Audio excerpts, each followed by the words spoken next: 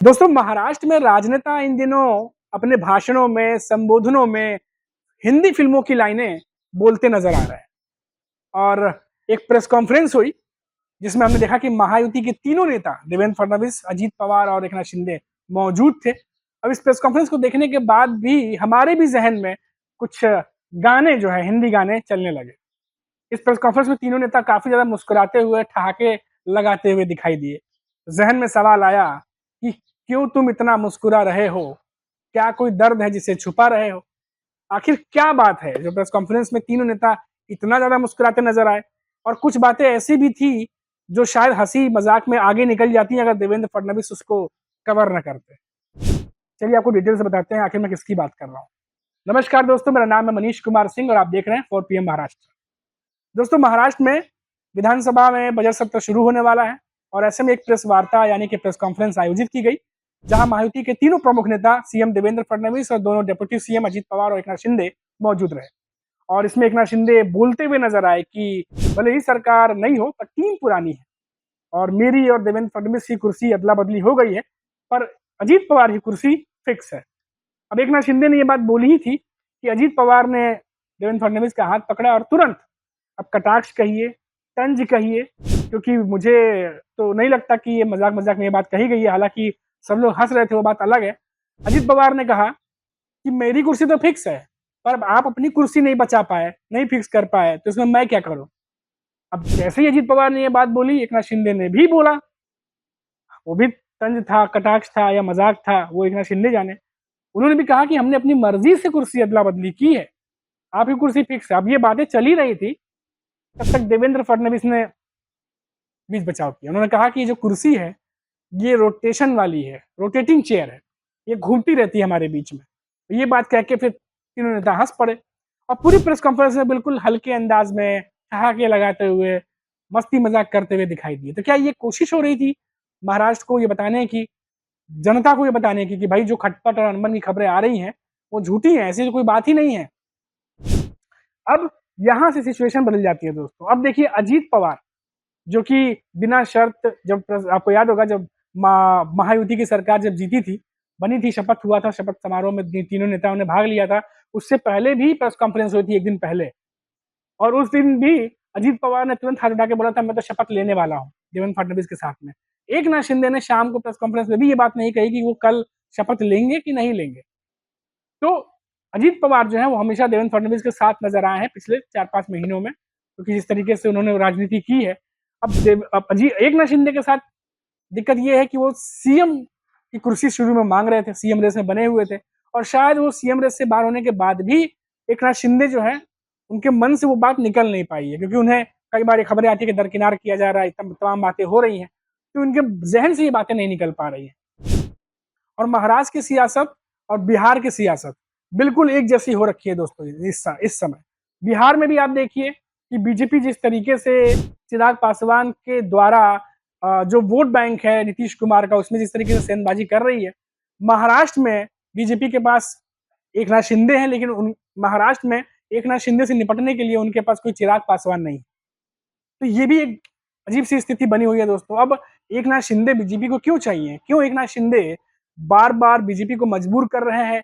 Pressure politics, bargaining चीजें चलती है, लेकिन फिर भी बीजेपी जो है वो एकनाथ शिंदे को किनारे नहीं कर पाती है। आखिर क्या वजह है?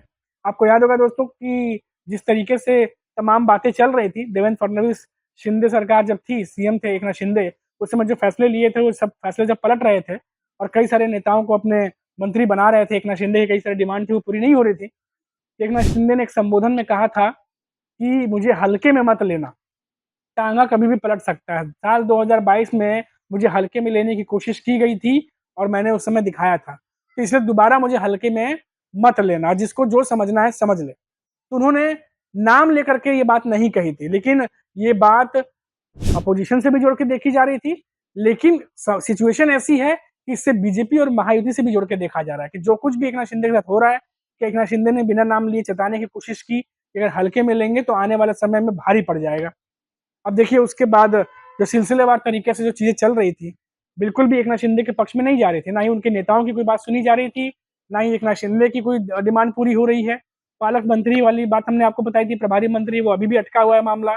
उसके बाद आप देखिए कि जिस तरीके से निजी सचिवों की नियुक्ति पर देवेंद्र फडणवीस ने कहा कि नहीं मुख्यमंत्री कार्यालय से ही डिसाइड होगा कि चाहे वो एकनाथ शिंदे के पार्टी के नेता हो, चाहे अजित पवार की पार्टी के नेता हो, उनके निजी सचिव जो होंगे वो मुख्यमंत्री कार्यालय से डिसाइड होंगे, मंत्री अपने मन से नहीं रख सकते। ये तमाम बातें जो है वो देखने को मिली।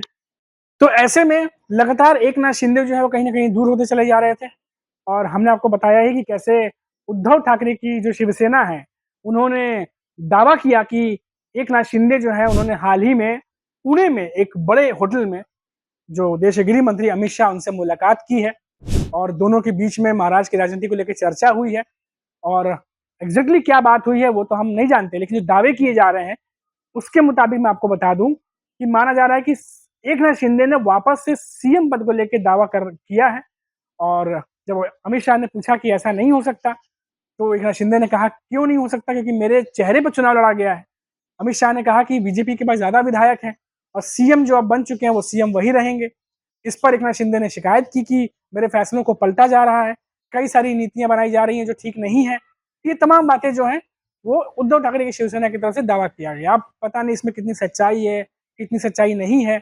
अब ये तो अगर मीटिंग हुई है एकनाथ शिंदे और अमित शाह के बीच में तो वो दोनों नेता जानते होंगे, लेकिन ये मीटिंग अगर दावा किया जाए दोस्तों, ये भी देखिए आप कैसे सिचुएशन में हुई है। ऐसे में जब देवेंद्र फडणवीस और एकनाथ शिंदे के बीच में लगातार नाराजगी की बात आ रही है, जबकि इस मीटिंग में, इस प्रेस कॉन्फ्रेंस में देवेंद्र फडणवीस ने कहा कि हमारे बीच में कोई खटपट नहीं है, चाहे आप कितना भी न्यूज बना लीजिए, कितनी भी ब्रेकिंग न्यूज डाल लीजिए, महायुति टूटने वाली नहीं है, हमारे बीच में कोई खटपट नहीं है, हम सब साथ मिलकर काम करेंगे। लेकिन जो खबरें आती हैं दोस्तों, जो देवेंद्र फडणवीस फैसले कर रहे हैं, एकनाथ शिंदे उनकी मीटिंग से नदारद रहते हैं, गायब रहते हैं। कुंभ का मेला हो नासिक में, उसको लेके एक मीटिंग रखी गई थी, उसमें भी एकनाथ शिंदे नहीं पहुंचे थे, देवेंद्र फडणवीस ने वो मीटिंग रखी थी। उससे पहले उद्योगों को लेकर रिव्यू मीटिंग रखी गई थी, उसमें भी एकनाथ शिंदे शायद नहीं पहुंचे थे, खबर थी ऐसी। उसके बाद मंत्रिमंडल को लेकर के बैठक थी, उसमें भी एकनाथ शिंदे नहीं पहुंचे थे। और तो और एकनाथ शिंदे अपनी मीटिंग अलग से कर रहे हैं अपने नेताओं के साथ में। तो उद्धव ठाकरे की शिवसेना की तरफ से ये भी दावा किया गया कि जो दोनों नेता हैं, पैरेलली दो सरकारें चल रही हैं, एकनाथ शिंदे अलग अपनी सरकार चला रहे हैं, देवेंद्र फडणवीस अलग अपनी सरकार चला रहे हैं। ऐसे महाराष्ट्र में क्षति होगी, काम जो है वो डिले होंगे, क्षति होगी हर तरीके से।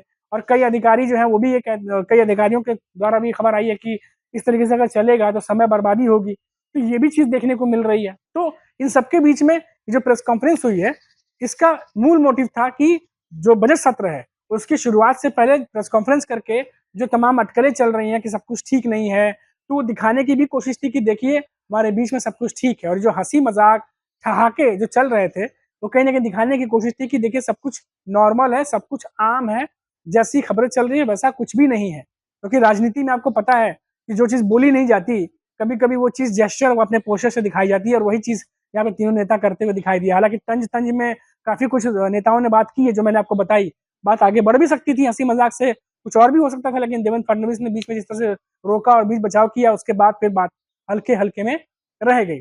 अब दोस्तों, ये जो खबर थी वो महाराष्ट्र की मैंने आपको बता दी, जो बड़ी खबर थी। हालांकि जो विधानसभा सत्र का जो बजट सत्र है वो काफी हंगामेदार रहने वाला है, ऐसी अटकलें लगाई जा रही हैं क्योंकि विपक्ष की तरफ से तैयारी की गई है। 9 पेज का कुछ पत्र भी महायुति के नेताओं को सौंपा गया है। अब देखना होगा कि जब सत्र शुरू होगा तो किस तरीके की राजनीति, किस तरह की बयानबाजी, किस तरह से सत्र माहौल क्या गर्म होता है, क्या कुछ होता है, वो सब कुछ हम देखेंगे। फिलहाल अभी के लिए इतना ही। आप देखते रहिए 4 PM महाराष्ट्र। नमस्कार।